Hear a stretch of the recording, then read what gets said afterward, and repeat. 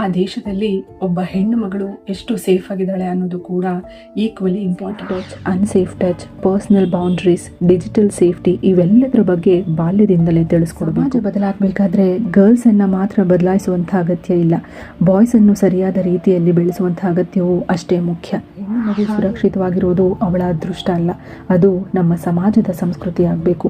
Video ನಿಮಗೆ useful ಅಂತ ಅನ್ಸಿದ್ರೆ ಈ ಮಾಹಿತಿಯನ್ನ ನಿಮ್ಮ ಫ್ರೆಂಡ್ಸ್ ಅಂಡ್ ಫ್ಯಾಮಿಲಿ ಜೊತೆ ಶೇರ್ ಮಾಡಿ.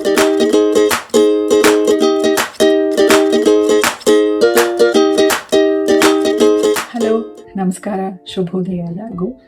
ಒಂದು ದೇಶ ಡೆವಲಪ್ಡ್ ಅನ್ನೋದನ್ನ ಆ ದೇಶದ ಬಿಲ್ಡಿಂಗ್, ಟೆಕ್ನಾಲಜಿ ಅಥವಾ ಎಕನಾಮಿ ನೋಡಿ ಹೇಳೋದಕ್ಕೆ ಸಾಧ್ಯ ಇಲ್ಲ. ಆ ದೇಶದಲ್ಲಿ ಒಬ್ಬ ಹೆಣ್ಣು ಮಗಳು ಎಷ್ಟು ಸೇಫ್ ಆಗಿದ್ದಾಳೆ ಅನ್ನೋದು ಕೂಡ ಈಕ್ವಲಿ ಇಂಪಾರ್ಟೆಂಟ್. ಒಬ್ಬ ಪುಟ್ಟ ಹುಡುಗಿ, ಒಬ್ಬ ಕಾಲೇಜ್ ಸ್ಟೂಡೆಂಟ್, ಒಬ್ಬ ವರ್ಕಿಂಗ್ ವುಮೆನ್ ಇವರೆಲ್ಲರೂ ತಮ್ಮ ಫ್ಯೂಚರ್ ಕಟ್ಕೊಳ್ಳೋದಕ್ಕೆ ಪ್ರತಿದಿನ ಮನೆಯಿಂದ ಹೊರಡ್ತಾರೆ. ಇವರ ಜೊತೆ ಹೋಗಬೇಕಾಗಿರೋದು ಕಾನ್ಫಿಡೆನ್ಸ್, ಭಯ ಅಲ್ಲ. ಆದರೆ ಇವತ್ತಿಗೂ ಅನೇಕ ಮಹಿಳೆಯರು ತಮ್ಮ ಡೆಸ್ಟಿನೇಷನ್ ಬಗ್ಗೆ ಯೋಚನೆ ಮಾಡೋದಕ್ಕಿಂತ ನಾನು ಸೇಫಾಗಿ ಮನೆಗೆ ತಲುಪ್ತೀನ ಅನ್ನೋ ಪ್ರಶ್ನೆ ಜೊತೆನೆ ಹೊರಡ್ತಾ ಇದ್ದಾರೆ. ಇದು ನಾರ್ಮಲ್ ಆಗಬಾರ್ದು. ಸೇಫ್ಟಿ ಅನ್ನೋದು ಒಂದು ಬೇಸಿಕ್ ರೈಟ್, ಅದು ಒಂದು ಪ್ರಿವಿಲೇಜ್ ಅಲ್ಲ. ಪ್ರತಿಯೊಬ್ಬ ಮಹಿಳೆನೂ ಯಾವ ಸಮಯದಲ್ಲಾದರೂ ಯಾವುದೇ ಸ್ಥಳದಲ್ಲಾದರೂ ಗೌರವ ಹಾಗೆ ಸುರಕ್ಷತೆಯಿಂದ ಬದುಕುವಂತಹ ಹಕ್ಕನ್ನು ಪಡೆದಿದ್ದಾರೆ. ಇವತ್ತಿನ ಈ ವಿಡಿಯೋ ಹೆಣ್ಣು ಮಕ್ಕಳ ಸುರಕ್ಷತೆಗೆ ಸಂಬಂಧಪಟ್ಟಿದ್ದು. ಹಾಗಾಗಿ ಈ ವಿಡಿಯೋನ ಪ್ರತಿಯೊಬ್ಬ ಪೋಷಕರು, ಪ್ರತಿಯೊಬ್ಬ ಹುಡುಗ, ಪ್ರತಿಯೊಬ್ಬ ಹುಡುಗಿ ಹಾಗೆ ಪ್ರತಿಯೊಬ್ಬ ನಾಗರಿಕನು ನೋಡಲೇಬೇಕು. ಯಾಕಂದ್ರೆ ಈ ವಿಡಿಯೋ ಬರೀ ಹೆಣ್ಣು ಮಕ್ಕಳ ಸುರಕ್ಷತೆಗೆ ಸಂಬಂಧಪಟ್ಟಿಲ್ಲ, ಬದಲಾಗಿ ಹೆಣ್ಣು ಮಕ್ಕಳನ್ನ ಗೌರವದಿಂದ, ಪ್ರೀತಿಯಿಂದ ಕಾಣುವಂತ ಪ್ರತಿಯೊಬ್ಬರು ನೋಡಲೇಬೇಕಾದಂಥ ವಿಡಿಯೋ. ಯಾಕಂದ್ರೆ ಹೆಣ್ಣು ಮಕ್ಕಳ ಸುರಕ್ಷತೆ ಅನ್ನೋದು ಕೇವಲ ಒಬ್ಬರ ಜವಾಬ್ದಾರಿ ಅಲ್ಲ, ಅದು ಇಡೀ ಸಮಾಜದ ಹೊಣೆಗಾರಿಕೆ. ಒಂದು ಹೆಣ್ಣು ಮಗು ಸುರಕ್ಷಿತವಾಗಿದ್ರೆ ಒಂದು ಕುಟುಂಬ ನೆಮ್ಮದಿಯಿಂದ ಜೀವನ ನಡೆಸುತ್ತೆ, ಹೌದಲ್ವಾ? ಈ ವಿಡಿಯೋ ನಿಮ್ಗೆ ಇಷ್ಟ ಆದ್ರೆ ಲೈಕ್ ಮಾಡಿ, ಶೇರ್ ಮಾಡಿ, ಹಾಗೆ ಸಬ್ಸ್ಕ್ರೈಬ್ ಮಾಡೋದನ್ನ ಮರಿಬೇಡಿ. ಬನ್ನಿ, ತಡ ಮಾಡದೆ ಈ ವಿಡಿಯೋನ ಸ್ಟಾರ್ಟ್ ಮಾಡೋಣ. ಇವತ್ತು ಹೆಣ್ಣು ಮಕ್ಕಳ ಸುರಕ್ಷತೆ ಬಗ್ಗೆ ಸಾಕಷ್ಟು ಸಮಸ್ಯೆಗಳು ಎದುರಾಗ್ತಾ ಇದ್ದಾವೆ. ಅದರಲ್ಲಿ ಒಂದು ಪ್ರಶ್ನೆಯನ್ನ ನಮಗೆ ನಾವೇ ಪ್ರತಿಯೊಬ್ಬರು ಕೇಳ್ಕೋಬೇಕು. Are girls really safe today? ಈ ಪ್ರಶ್ನೆಗೆ ನಾವು ಆತ್ಮವಿಶ್ವಾಸದಿಂದ ಹೌದು ಅಂತ ಉತ್ತರ ಕೊಡೋದಕ್ಕೆ ಸಾಧ್ಯನಾ? ಖಂಡಿತ ಇಲ್ಲ. ಒಂದು ಹೆಣ್ಣು ಮಗು ಶಾಲೆಗೆ ಹೋಗ್ಲಿ, ಕಾಲೇಜಿಗೆ ಹೋಗ್ಲಿ, ಕೆಲ್ಸಕ್ಕೆ ಹೋಗ್ಲಿ ಅಥವಾ ಸಂಜೆ ಮನೆಗೆ ವಾಪಸ್ ಆಗಲಿ, ಅವಳ ಜೊತೆ ಅವಳ ಕನಸುಗಳಷ್ಟೇ ಅಲ್ಲ, ಒಂದು ಕಾಣದ ಫಿಯರ್ ಕೂಡ ಪ್ರಯಾಣ ಮಾಡಿ. ಹೆಣ್ಣು ಮಕ್ಕಳ ಸುರಕ್ಷತೆ ಅನ್ನೋದು ಇವತ್ತು ಕೇವಲ ಮಹಿಳೆಯರ ಸಮಸ್ಯೆ ಅಲ್ಲ. It is A family issue, it is A social issue, it is A national responsibility. ಪ್ರತಿ ಬಾರಿ ಒಂದು ದುರ್ಘಟನೆ ನಡೆದಾಗ ಸೋಷಿಯಲ್ ಮೀಡಿಯಾ ತುಂಬ ಜಸ್ಟಿಸ್ ಪೋಸ್ಟ್ಗಳು ಕಾಣಿಸ್ತವೆ, ನ್ಯೂಸ್ ಚಾನೆಲ್ಸಲ್ಲಿ ಡಿಬೇಟ್ಸ್ಗಳು ನಡೀತವೆ. ಕೆಲ ದಿನ ಎಲ್ಲರೂ ಮಾತಾಡ್ತಾರೆ, ನಂತರ ನಿಧಾನವಾಗಿ ಎಲ್ಲರೂ ಮರ್ತು ಬಿಡ್ತಾರೆ. ಆದರೆ ಆ ನೋವು ಅನುಭವಿಸಿದ ಕುಟುಂಬ ಮಾತ್ರ ಅದನ್ನು ಜೀವನ ಪೂರ್ತಿ ಮರೆಯೋದಕ್ಕೆ ಸಾಧ್ಯ ಇಲ್ಲ. ಅಪಾಯ ಅನ್ನೋದು ಯಾವಾಗಲೂ ಕೇವಲ ಸ್ಟ್ರೇಂಜರ್ಸಿಂದ ಮಾತ್ರ ಬರುವುದಿಲ್ಲ. ಕೆಲವೊಮ್ಮೆ ಪರಿಚಿತರು, ಕೆಲವೊಮ್ಮೆ ಸ್ನೇಹಿತರು, ಕೆಲವೊಮ್ಮೆ ನಂಬಿಕೆಯ ವ್ಯಕ್ತಿಗಳೇ ಮಕ್ಕಳ ಸುರಕ್ಷತೆಗೆ ದೊಡ್ಡ ಅಪಾಯ ಆಗ್ಬೋದು. ಅದಕ್ಕಾಗಿ ಮಕ್ಕಳಿಗೆ ಕೇವಲ ಸ್ಟ್ರೇಂಜರ್, ಡೇಂಜರ್ ಹೇಳೋದಷ್ಟೇ ಸಾಕಾಗೋದಿಲ್ಲ. Safe touch, unsafe touch, personal boundaries, digital safety ಇವೆಲ್ಲದರ ಬಗ್ಗೆ ಬಾಲ್ಯದಿಂದಲೇ ತಿಳಿಸ್ಕೊಡ್ಬೇಕು.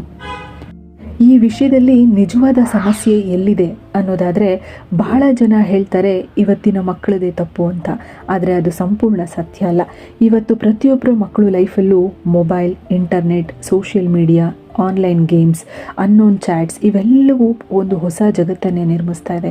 ಅದರೊಳಗಡೆ ಒಳ್ಳೆಯದು ಇದೆ, ಕೆಟ್ಟದ್ದು ಇದೆ. ಒಬ್ಬ ಅಪರಿಚಿತ ವ್ಯಕ್ತಿ ಫೇಕ್ ಐಡೆಂಟಿಟಿನ ಬಳಸ್ಕೊಂಡು ಮಕ್ಕಳ ಜೊತೆ ಫ್ರೆಂಡ್ಶಿಪ್ಪನ್ನು ಬೆಳೆಸ್ಬೋದು, ಪರ್ಸ್ನಲ್ ಇನ್ಫಾರ್ಮೇಷನನ್ನು ಕೇಳಬಹುದು, ಫೋಟೋಸ್ ಕೇಳಬಹುದು, ಮೀಟಿಂಗ್ಗೆ ಕರಿಬೋದು. ಇದನ್ನೇ ಆನ್ಲೈನ್ ಗ್ರೂಮಿಂಗ್ ಅಂತ ಕರೀತಾರೆ. ಅದಕ್ಕೋಸ್ಕರ ಪ್ರತಿಯೊಬ್ಬ ಮಕ್ಕಳಿಗೂ ಡಿಜಿಟಲ್ ಸೇಫ್ಟಿ ಕೂಡ ಫಿಸಿಕಲ್ ಸೇಫ್ಟಿ ಅಷ್ಟೇ ಮುಖ್ಯ ಅನ್ನುವಂಥ ಒಂದು ಅವೇರ್ನೆಸ್ಸನ್ನು ಕ್ರಿಯೇಟ್ ಮಾಡಬೇಕು. ಇವತ್ತಿಗೂ ಕೆಲವೊಂದು ಕೆಟ್ಟ ಘಟನೆಗಳು ನಡೆದ ಮೇಲೆ ಕೇಳುವಂಥ ಪ್ರಶ್ನೆ, ಅವಳು ಅಲ್ಲಿಗೆ ಯಾಕೆ ಹೋಗಿದ್ಲು, ಆ ಸಮಯದಲ್ಲಿ ಹೊರಗೆ ಏನು ಮಾಡ್ತಾ ಇದ್ಲು, ಏನು ಬಟ್ಟೆ ಹಾಕ್ಕೊಂಡಿದ್ಲು ಅಂತ. ತಪ್ಪು ಮಾಡಿದವ್ರನ್ನ ಪ್ರಶ್ನಿಸೋದಕ್ಕಿಂತ ತಪ್ಪು ಅನುಭವಿಸಿದವಳನ್ನೇ ಪ್ರಶ್ನಿಸುವ ಈ ಮನೋಭಾವನೆ ದೊಡ್ಡ ಸಮಸ್ಯೆ ಅಂತ ನಾನು ಹೇಳ್ತೀನಿ. ಇನ್ನೊಂದು ಕಡೆ ಮಕ್ಕಳಿಗೆ ಮಾರ್ಕ್ಸ್, ರ್ಯಾಂಕ್ಸ್ ಹಾಗೆಯೇ ಕರಿಯರ್ ಬಗ್ಗೆ ಗಂಟುಗಟ್ಟಲೆ ಕಲಿಸ್ತೀವಿ. ಆದರೆ personal safety, constant, respect, safe touch, digital safety ಬಗ್ಗೆ ಮಾತಾಡೋದಕ್ಕೆ ಇವತ್ತಿಗೂ ಹಿಂಜರಿತಾ ಇದ್ದೀವಿ. ನಾವು ಮಕ್ಕಳನ್ನ ಭಯದಲ್ಲಿ ಬದುಕೋದನ್ನ ಕಲಿಸಬಾರ್ದು. ಅವೇರ್ನೆಸ್ಸಿಂದ, ಆತ್ಮವಿಶ್ವಾಸದಿಂದ ಹಾಗೆ ಧೈರ್ಯದಿಂದ ಬದುಕೋದನ್ನು ಕಲಿಸ್ಬೇಕು. ಯಾಕಂದರೆ ಒಂದು ಸಮಾಜ ಬದಲಾಗೋದು ಕೇವಲ ಕಾನೂನುಗಳಿಂದ ಮಾತ್ರ ಅಲ್ಲ, ಮನೋಭಾವ ಬದಲಾದಾಗ ಮಾತ್ರ. ಹೌದಲ್ವಾ? ಇನ್ನು ಈ ವಿಷಯದಲ್ಲಿ ಪೇರೆಂಟ್ಸ್ ಯಾವೆಲ್ಲ ರೆಸ್ಪಾನ್ಸಿಬಿಲಿಟಿನ ತಗೋಬೇಕು ಅನ್ನೋದಾದರೆ, ಒಂದು ಮಗುವಿನ ಮೊದಲ ಟೀಚರ್ ಯಾರು ಗೊತ್ತಾ? ಅದು ಶಾಲೆಯ ಶಿಕ್ಷಕರಲ್ಲ, ಬದಲಾಗಿ ಪೇರೆಂಟ್ಸ್. ಹೆಣ್ಣು ಮಗುವಿಗೆ ಸುರಕ್ಷತೆ ಕಲಿಸೋದು ಅವಳು ದೊಡ್ಡವಳಾದ ನಂತರ ಅಲ್ಲ, ಅವಳು ಚಿಕ್ಕವಳಿದ್ದಾಗಲೇ ಆರಂಭ ಆಗಬೇಕು. ಮಕ್ಕಳಿಗೆ ಒಳ್ಳೆ ಶಾಲೆ, ಒಳ್ಳೆ ಬಟ್ಟೆ, ಒಳ್ಳೆ ಶಿಕ್ಷಣ ಕೊಡೋದು ಮುಖ್ಯ. ಆದರೆ ಅದಕ್ಕಿಂತ ಮುಖ್ಯವಾದದ್ದು ಒಳ್ಳೆಯ ಕಮ್ಯುನಿಕೇಷನ್.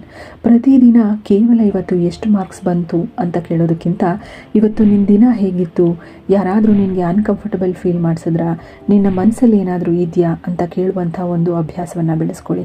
ಯಾಕಂದರೆ ಮಕ್ಕಳು ಮೊದಲು ಸಮಸ್ಯೆಯನ್ನು ಹೇಳೋದು ತಮ್ಮನ್ನು ನಂಬುವಂಥ ವ್ಯಕ್ತಿಗಳಿಗೆ ಮಾತ್ರ. ಮಕ್ಕಳು ತಪ್ಪು ಮಾಡಿದರೂ ಭಯಪಟ್ಟು ಮರೆಮಾಚುವಂಥ ಪರಿಸ್ಥಿತಿ ಎದುರಾಗಬಾರ್ದು. ಹೌದಲ್ವಾ? ಇನ್ನೊಂದು ವಿಷಯ, ಮೊಬೈಲ್ ಕೊಡೋ ಮುಂಚೆ, ಇಂಟರ್ನೆಟ್ ಬಳಸೋ ಮುಂಚೆ, ಸೋಷಿಯಲ್ ಮೀಡಿಯಾ ಅಕೌಂಟ್ ಓಪನ್ ಮಾಡೋ ಮುಂಚೆ ಡಿಜಿಟಲ್ ಸೇಫ್ಟಿ ಬಗ್ಗೆ ಮಾತಾಡಿ. ಆನ್ಲೈನ್ ಫ್ರೆಂಡ್ಸ್ ಎಲ್ಲರೂ ನಿಜವಾದ ಫ್ರೆಂಡ್ಸ್ ಆಗಿರೋದಿಲ್ಲ ಅನ್ನೋದನ್ನು ತಿಳಿಸಿ. Personal photos, location, phone number ಇವುಗಳನ್ನು ಯಾರ ಜೊತೆಲೂ ಶೇರ್ ಮಾಡ್ಕೋಬಾರ್ದು ಅನ್ನೋದನ್ನು ಹೇಳ್ಕೊಡಿ. ಹಾಗೆ safe touch, unsafe touch, good secret, bad secret ಈ ವಿಷಯಗಳನ್ನು ಯಾವುದೇ ಮುಜುಗರ ಇಲ್ಲದೆ ಮಕ್ಕಳಿಗೆ ಅರ್ಥ ಆಗೋ ರೀತಿಯಲ್ಲಿ ಹೇಳ್ಕೊಡಿ. ಹಾಗೆ ಮಕ್ಕಳನ್ನು 24 hours ಕಾಪಾಡೋದಕ್ಕೆ ಸಾಧ್ಯ ಇಲ್ಲ, ಆದರೆ ಅವರು ಯಾವ ಪರಿಸ್ಥಿತಿಯಲ್ಲಿದ್ದರೂ ಸರಿಯಾದ ನಿರ್ಧಾರ ತೆಗೆದುಕೊಳ್ಳುವಂತೆ ಪ್ರಿಪೇರ್ ಮಾಡೋದು ಪ್ರತಿಯೊಬ್ಬ ಪೋಷಕರ ಜವಾಬ್ದಾರಿ. ಹೌದಲ್ವಾ? ಇನ್ನು ಪ್ರತಿಯೊಬ್ಬ ಪೇರೆಂಟ್ಸು ತಮ್ಮ ಮಕ್ಕಳಿಗೆ ಕಲಿಸಲೇಬೇಕಾದಂಥ ಇಂಪಾರ್ಟೆಂಟ್ ಸೇಫ್ಟಿ ಟಿಪ್ಸ್ ಏನು ಅನ್ನೋದನ್ನು ನೋಡೋಣ ಬನ್ನಿ. ಮೊದಲನೇದಾಗಿ, ನಿಮ್ಮ ಫುಲ್ ಅಡ್ರೆಸ್ಸನ್ನು ಅನ್ನೋನ್ ಪರ್ಸನ್ ಜೊತೆ ಶೇರ್ ಮಾಡಬೇಡಿ.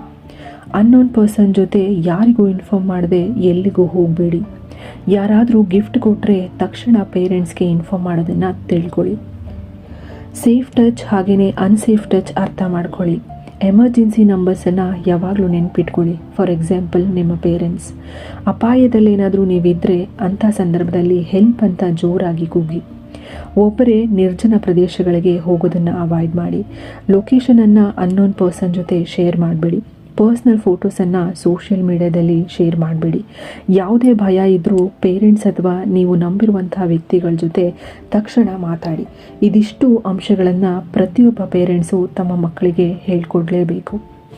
ಇನ್ನು ಹೆಣ್ಮಕ್ಳ ಸೇಫ್ಟಿ ವಿಷಯದಲ್ಲಿ ಬಾಯ್ಸ್ ಕೂಡ ಕಲಿಯಲೇಬೇಕಾದಂಥ ಕೆಲವೊಂದು ಮಾರಲ್ ವ್ಯಾಲ್ಯೂಸ್ ಏನು ಅನ್ನೋದನ್ನು ನೋಡೋಣ ಬನ್ನಿ. ಹೆಣ್ಣು ಮಕ್ಕಳಿಗೆ ಮಾತ್ರ ನೀನು ಕೇರ್ಫುಲ್ ಆಗಿರು ಅಂತ ಹೇಳಿದ್ರೆ ಸಾಕಾಗೋದಿಲ್ಲ. ಬಾಯ್ಸ್ ಕೂಡ ಕೆಲವೊಂದು ವ್ಯಾಲ್ಯೂಸನ್ನು ಕಲಿಬೇಕು. ಚಿಕ್ಕ ವಯಸ್ಸಿಂದಲೇ ರೆಸ್ಪೆಕ್ಟ್, ಕಾನ್ಸೆಂಟ್, ಎಂಪತಿ, ಈಕ್ವಾಲಿಟಿ ಇವುಗಳನ್ನು ಕಲಿಸ್ಬೇಕು. ಒಬ್ಬ ಹುಡುಗನಿಗೆ ಯಾರನ್ನೂ ಕೀಳಾಗಿ ನೋಡಬಾರ್ದು. ಪ್ರತಿಯೊಬ್ಬರ ಪರ್ಸ್ನಲ್ ಬೌಂಡ್ರೀಸನ್ನು ರೆಸ್ಪೆಕ್ಟ್ ಮಾಡಬೇಕು ಅಂತ ಹೇಳ್ಕೊಡ್ಬೇಕು. ಈ ವ್ಯಾಲ್ಯೂಸ್ಗಳನ್ನು ಪ್ರತಿಯೊಬ್ಬರು ತಮ್ಮ ಮನೆ ಹಾಗೆ ಶಾಲೆಗಳಲ್ಲಿ ಕಲಿಸ್ಕೊಡ್ಬೇಕು. ಹೆಣ್ಮಕ್ಳಿಗೆ ಭಯವನ್ನು ಕಲಿಸೋ ಸಮಾಜಕ್ಕಿಂತ ಗಂಡು ಮಕ್ಕಳಿಗೆ ಗೌರವವನ್ನು ಕಲಿಸುವಂಥ ಸಮಾಜ ಹೆಚ್ಚು ಸುರಕ್ಷಿತ ಅಂತ ಅನಿಸುತ್ತೆ. ಯಾಕಂದರೆ ಸಮಾಜ ಬದಲಾಗಬೇಕಾದ್ರೆ ಗರ್ಲ್ಸನ್ನು ಮಾತ್ರ ಬದಲಾಯಿಸುವಂಥ ಅಗತ್ಯ ಇಲ್ಲ, ಬಾಯ್ಸನ್ನು ಸರಿಯಾದ ರೀತಿಯಲ್ಲಿ ಬೆಳೆಸುವಂಥ ಅಗತ್ಯವೂ ಅಷ್ಟೇ ಮುಖ್ಯ. ಹಾಗೆ ಹೆಣ್ಣು ಮಕ್ಕಳಿಗೆ ಸೆಲ್ಫ್ ಡಿಫೆನ್ಸ್ ಕಲಿಸೋದು ಎಷ್ಟು ಮುಖ್ಯನೋ ಬಾಯ್ಸ್ಗೆ ಸೆಲ್ಫ್ ರೆಸ್ಪೆಕ್ಟ್ ಹಾಗೆ ರೆಸ್ಪೆಕ್ಟ್ ಫಾರ್ ವುಮೆನ್ ಕಲಿಸೋದು ಅದಕ್ಕಿಂತನೂ ಮುಖ್ಯ. ಹೌದಲ್ವಾ? ಒಬ್ಬ ಒಳ್ಳೆ ಹುಡುಗ ಅಂತ ಹೇಳಿದ್ರೆ ಕೇವಲ ತನ್ನ ಕುಟುಂಬದ ಹೆಣ್ಮಕ್ಳನ್ನು ಮಾತ್ರ ರೆಸ್ಪೆಕ್ಟ್ ಮಾಡೋನಲ್ಲ, ಪ್ರತಿಯೊಬ್ಬ ಹೆಣ್ಮಕ್ಳನ್ನು ಕೂಡ ಗೌರವದಿಂದ ನೋಡೋನು. ನಾವು ಹೆಣ್ಮಕ್ಳಿಗೆ ಮಾತ್ರ ಬಿ ಕೇರ್ಫುಲ್ ಅಂತ ಹೇಳೋದ್ರ ಬದಲು ಗಂಡು ಮಕ್ಕಳಿಗೆ ಬಿ ರೆಸ್ಪೆಕ್ಟ್ಫುಲ್ ಅಂತ ಕಲಿಸಿದ ದಿನ ಸಮಾಜ ನಿಜವಾಗ್ಲೂ ಸುರಕ್ಷಿತವಾಗಿರೋದಕ್ಕೆ ಆರಂಭ ಆಗುತ್ತೆ. ಏನಂತೀರ? ಇನ್ನು ಹೆಣ್ಣು ಮಕ್ಕಳ ಒಂದು ಸೇಫ್ಟಿ ವಿಷಯದಲ್ಲಿ ಸೊಸೈಟಿ ಯಾವೆಲ್ಲ ಜವಾಬ್ದಾರಿಯನ್ನು ತಗೊಳ್ಬೇಕು ಅನ್ನೋದಾದರೆ, ಹೆಣ್ಣು ಮಕ್ಕಳ ಸುರಕ್ಷತೆ ಅನ್ನೋದು ಇವತ್ತು ಕೇವಲ ಪೇರೆಂಟ್ಸ್ ಅಥವಾ ಗೌರ್ನಮೆಂಟ್ ರೆಸ್ಪಾನ್ಸಿಬಿಲಿಟಿ ಅಲ್ಲ, it is our collective responsibility. ಒಂದು ಮಗು ಅಳ್ತಾ ಇದ್ರೆ ಅಥವಾ ಒಬ್ಬ ಮಹಿಳೆ ಸಹಾಯಕ್ಕೋಸ್ಕರ ಕೂಗ್ತಾ ಇದ್ರೆ ಅದನ್ನು ಇದು ನನ್ನ ವಿಷಯ ಅಲ್ಲ ಅಂತ ಕಡೆಗಣಿಸುವಂಥ ಸಮಾಜ ಯಾವತ್ತೂ ಸೇಫ್ ಆಗಿ. ತಪ್ಪು ಮಾಡೋರ್ಗಿಂತ ತಪ್ಪನ್ನು ನೋಡಿಕೊಂಡು ಸೈಲೆಂಟ್ ಆಗಿರೋರು ಹೆಚ್ಚು ಅಪಾಯಕಾರಿ ಅಂತ ಅನಿಸುತ್ತೆ. ನಮ್ಮ ಸುತ್ತಮುತ್ತ ಏನೇ ಅನುಮಾನಾಸ್ಪದ ಘಟನೆಗಳು ಕಂಡು ಬಂದರೆ ದಯವಿಟ್ಟು ಯಾರು ಮೌನವಾಗಿರಬೇಡಿ. ಸಹಾಯ ಬೇಕಾದವ್ರಿಗೆ ಸಹಾಯ ಮಾಡಿ, ಅಧಿಕಾರಿಗಳಿಗೆ ಇನ್ಫಾರ್ಮ್ ಮಾಡಿ. ನಿಮ್ಮ ಒಂದು ಮಾತು, ಒಂದು ಕರೆ, ಒಂದು ಸಣ್ಣ ಕ್ರಮ ಇನ್ಯಾರ್ದೋ ಜೀವನವನ್ನು ಉಳಿಸಬಹುದು. ಗಮನದಲ್ಲಿಟ್ಕೊಳ್ಳಿ, ಒಳ್ಳೆ ಸಮಾಜ ಅಂತ ಹೇಳಿದ್ರೆ ಅಪರಾಧ ನಡೆದ ಮೇಲೆ ಕಣ್ಣೀರು ಹಾಕುವಂಥ ಸಮಾಜ ಅಲ್ಲ, ಅಪರಾಧ ನಡೆಯದಂತೆ ತಡೆಗಟ್ಟುವಂಥ ಸಮಾಜ. ಮಕ್ಕಳ ಸುರಕ್ಷತೆ ಬಗ್ಗೆ ಮನೆಗಳಲ್ಲಿ ಪ್ರತಿದಿನ ಮಾತಾಡಬೇಕು. ಶಾಲೆಗಳಲ್ಲಿ ಅವೇರ್ನೆಸ್ ಪ್ರೋಗ್ರಾಮ್ಗಳನ್ನು ಕಂಡಕ್ಟ್ ಮಾಡಬೇಕು. ಸಾರ್ವಜನಿಕ ಸ್ಥಳಗಳಲ್ಲಿ ಪ್ರತಿಯೊಬ್ಬರು ತುಂಬಾ ಕೇರ್ಫುಲ್ ಆಗಿರಬೇಕು. ಯಾಕಂದರೆ ಒಬ್ಬ ಹೆಣ್ಣು ಮಗು ಸುರಕ್ಷಿತವಾಗಿರೋದು ಅವಳ ಅದೃಷ್ಟ ಅಲ್ಲ, ಅದು ನಮ್ಮ ಸಮಾಜದ ಸಂಸ್ಕೃತಿ ಆಗಬೇಕು. ಹೌದಲ್ವಾ? ಇನ್ನು ಈ ವಿಷಯದಲ್ಲಿ ಗೌರ್ಮೆಂಟ್ ಯಾವೆಲ್ಲ ರೆಸ್ಪಾನ್ಸಿಬಿಲಿಟಿನ ತಗೊಳ್ಬೇಕು ಅನ್ನೋದಾದರೆ, ಹೆಣ್ಣು ಮಕ್ಕಳ ಸುರಕ್ಷತೆಯಲ್ಲಿ ಗೌರ್ಮೆಂಟ್ ಪಾತ್ರ ಅತ್ಯಂತನೇ ಮಹತ್ವದ್ದು ಅಂತಲೇ ಹೇಳ್ಬೋದು. Safety should not be just A promise, it should be A priority. ಕಠಿಣ ಕಾನೂನುಗಳಿರೋದು ಮುಖ್ಯ, ಆದರೆ ಅದಕ್ಕಿಂತ ಮುಖ್ಯವಾಗಿರೋದು ಅವುಗಳನ್ನು ಪರಿಣಾಮಕಾರಿಯಾಗಿ ಜಾರಿಗೊಳಿಸೋದು. ಪ್ರತಿಯೊಬ್ಬ ಹೆಣ್ಣು ಮಗು ಶಾಲೆ, ಕಾಲೇಜ್, ಸಾರ್ವಜನಿಕ ಸಾರಿಗೆ ಹಾಗೆ ಸಾರ್ವಜನಿಕ ಸ್ಥಳಗಳಲ್ಲಿ ಸುರಕ್ಷಿತವಾಗಿರುವಂಥ ವಾತಾವರಣವನ್ನು ನಿರ್ಮಿಸೋದು ಸರ್ಕಾರದ ಜವಾಬ್ದಾರಿ. ಉತ್ತಮವಾದಂಥ street light, CCTV, fast investigation, speedy justice ಇವೆಲ್ಲವೂ ಜನರಲ್ಲಿ ಹೆಚ್ಚು ವಿಶ್ವಾಸವನ್ನು ಮೂಡಿಸುತ್ತೆ. ಅದರ ಜೊತೆಗೆ ಶಾಲೆಗಳಲ್ಲಿ ಸೇಫ್ಟಿ ಅವೇರ್ನೆಸ್ ಪ್ರೋಗ್ರಾಮ್ ಹಾಗೆಯೇ ಸೆಲ್ಫ್ ಡಿಫೆನ್ಸ್ ಟ್ರೈನಿಂಗನ್ನು ಉತ್ತೇಜಿಸೋದು ಕೂಡ ಅಷ್ಟೇ ಮುಖ್ಯ. ಯಾಕಂದರೆ ಒಂದು ಸುರಕ್ಷಿತವಾದಂಥ ದೇಶವನ್ನು ನಿರ್ಮಿಸೋದು ಕೇವಲ ಕಾನೂನುಗಳಿಂದ ಮಾತ್ರ ಅಲ್ಲ, ಕಾನೂನುಗಳನ್ನು ಪರಿಣಾಮಕಾರಿಯಾಗಿ ಅನುಷ್ಠಾನಗೊಳಿಸುವ ಮೂಲಕ. ಇನ್ನು ತುರ್ತು ಪರಿಸ್ಥಿತಿ ಬಂದಾಗ ಭಯ ಪಡೆದೇನೆ ತಕ್ಷಣ ಸಹಾಯ ಕೇಳಿ. ಭಾರತದಲ್ಲಿ ರಾಷ್ಟ್ರೀಯ ತುರ್ತು ಸಹಾಯ ಸಂಖ್ಯೆ 112ಗೆ ಕಾಲ್ ಮಾಡಿ. ಪೊಲೀಸ್, ಅಗ್ನಿಶಾಮಕ ಅಥವಾ ಆಂಬ್ಯುಲೆನ್ಸ್ ಸೇವೆಗೆ ಸಂಪರ್ಕ ಮಾಡಬೇಕು ಅಂದರೆ ಈ ಸಂಖ್ಯೆಯನ್ನು ಬಳಸಬಹುದು. ಹಾಗೆ ಮಕ್ಕಳ ಸುರಕ್ಷತೆಗೋಸ್ಕರ 1098 ಈ ನಂಬರ್ಗೆ ಕಾಲ್ ಮಾಡಿ. ನೆನಪಲ್ಲಿಟ್ಕೊಳ್ಳಿ, ಸಮಯಕ್ಕೆ ಸಹಾಯ ಕೇಳೋದು ದುರ್ಬಲತೆ ಅಲ್ಲ, ಅದು ಧೈರ್ಯದ ನಿರ್ಧಾರ. ಒಂದು ಕರೆ ನಿಮ್ಮ ಅಥವಾ ಇನ್ನೊಬ್ಬರ ಜೀವನವನ್ನು ಸುರಕ್ಷಿತವಾಗಿರಿಸೋದಕ್ಕೆ ಸಹಾಯ ಮಾಡಬಹುದು. ಹಾಗಾಗಿ ಯಾವುದೇ ಸಂದರ್ಭದಲ್ಲೂ ಸಹಾಯ ಕೇಳೋದಕ್ಕೆ ಹಿಂಜರಿಬೇಡಿ. ಇನ್ನು ಹೆಣ್ಣು ಮಕ್ಕಳ ಸುರಕ್ಷತೆಗೋಸ್ಕರ ಭಾರತದಲ್ಲಿ ಹಲವು ಪ್ರಮುಖವಾದಂಥ ಕಾನೂನುಗಳಿವೆ. ಅದರಲ್ಲಿ ಪ್ರಮುಖವಾದಂಥದ್ದು protection of children from sexual offences act 2012. ಇದನ್ನು ಪೋಸ್ಕೋ ಆ್ಯಕ್ಟ್ ಅಂತಲೂ ಕೂಡ ಕರೀತಾರೆ. ಈ ಒಂದು ಕಾನೂನು 18 ವರ್ಷಕ್ಕಿಂತ ಕಡಿಮೆ ವಯಸ್ಸಿನ ಮಕ್ಕಳನ್ನು ಲೈಂಗಿಕ ಅಪರಾಧಗಳಿಂದ ರಕ್ಷಣೆಯನ್ನು ನೀಡುತ್ತೆ. ಹಾಗೆ ಭಾರತೀಯ ನ್ಯಾಯ ಸಂಹಿತೆ 2023 ಇದನ್ನು BNS ಅಂತಲೂ ಕೂಡ ಕರೀತಾರೆ. ಈ ಒಂದು ಕಾನೂನು ಮಹಿಳೆಯರ ವಿರುದ್ಧ ನಡೆಯಬಹುದಾದಂಥ ವಿವಿಧ ಅಪರಾಧಗಳಿಗೆ ಶಿಕ್ಷೆಯ ವ್ಯವಸ್ಥೆಯನ್ನು ಒದಗಿಸಿಕೊಡುತ್ತೆ. ಹಾಗೆ ಡೊಮೆಸ್ಟಿಕ್ ವೈಲೆನ್ಸ್ ಆ್ಯಕ್ಟ್ 2005 ಈ ಒಂದು ಕಾನೂನು ಕುಟುಂಬದೊಳಗಡೆ ನಡೆಯುವಂಥ ಹಿಂಸೆಯಿಂದ ಮಹಿಳೆಯರಿಗೆ ರಕ್ಷಣೆಯನ್ನು ಒದಗಿಸಿಕೊಡುತ್ತೆ. ಹಾಗೆ ಮತ್ತೊಂದು ಪ್ರಮುಖವಾದಂಥ ಕಾನೂನು work place sexual harassment act 2013. ಈ ಒಂದು ಕಾನೂನು ಮಹಿಳೆಯರು ಮಾಡುವಂಥ ಕೆಲಸದ ಸ್ಥಳದಲ್ಲಿ ಅವರ ಒಂದು ಭದ್ರತೆ ಅಥವಾ ಸುರಕ್ಷತೆಯನ್ನು ಖಚಿತಪಡಿಸುವಂಥ ಕಾನೂನು ಇದಾಗಿರುತ್ತೆ. Next prohibition of child marriage act 2006. ಈ ಕಾನೂನು ಬಾಲ್ಯ ವಿವಾಹವನ್ನು ನಿಷೇಧಿಸುವಂಥ ಕಾನೂನಾಗಿರುತ್ತೆ. Next information technology act 2000. ಈ ಕಾನೂನು ಆನ್ಲೈನ್ ಕಿರುಕುಳ, ಖಾಸಗಿ ಚಿತ್ರಗಳ ದುರುಪಯೋಗ, ಸೈಬರ್ ಅಪರಾಧಗಳಿಗೆ ಅನ್ವಯಿಸಬಹುದಾದಂಥ ಕಾನೂನು ರಕ್ಷಣೆ ಆಗಿರುತ್ತೆ. ಇವಿಷ್ಟು ಪ್ರಮುಖವಾದಂಥ ಭಾರತೀಯ ಕಾನೂನುಗಳು. ಕಾನೂನುಗಳ ಉದ್ದೇಶ ಕೇವಲ ಶಿಕ್ಷೆ ನೀಡೋದಲ್ಲ, ಪ್ರತಿಯೊಬ್ಬ ಮಹಿಳೆಯೂ ಸುರಕ್ಷಿತವಾಗಿ ಗೌರವದಿಂದ ಬದುಕುವಂಥ ಸಮಾಜವನ್ನು ನಿರ್ಮಿಸುವುದಾಗಿದೆ. ನೋಡಿದ್ರಲ್ಲ, ಹೆಣ್ಣು ಮಕ್ಕಳ ಸುರಕ್ಷತೆಗೋಸ್ಕರ ಯಾವೆಲ್ಲ ಕ್ರಮಗಳನ್ನು ಅನುಸರಿಸಬೇಕು ಅಂತ. ಹೆಣ್ಣು ಮಕ್ಕಳು ಭಯದಿಂದ ಬದುಕಬಾರ್ದು, ಬದಲಾಗಿ ಗೌರವದಿಂದ, ಸ್ವಾತಂತ್ರ್ಯದಿಂದ ಬದುಕಬೇಕು.